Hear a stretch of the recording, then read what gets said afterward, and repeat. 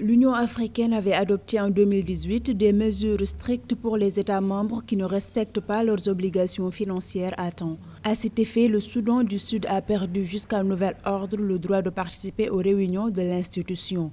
Juba, la capitale, a accumulé 3 ans d'arriérés de paiement d'un montant de 9 millions de dollars et s'est vu la semaine dernière interdire le droit de participer aux activités de l'Union africaine. On peut déplorer que cette sanction soit prise dans un contexte économique plus compliqué pour le Soudan du Sud, dont les finances dépendent à grande partie du pétrole. Or, vous savez aujourd'hui que le cours du brut est très très bas depuis plusieurs mois, causant un manque à gagner important par rapport à l'économie soudanaise. Cette fois-ci, le Soudan du Sud n'a pas pu échapper aux sanctions que l'Union africaine allait lui infliger en octobre 2019. La communauté africaine avait failli suspendre Juba à cause d'une dette d'environ 30 millions de dollars.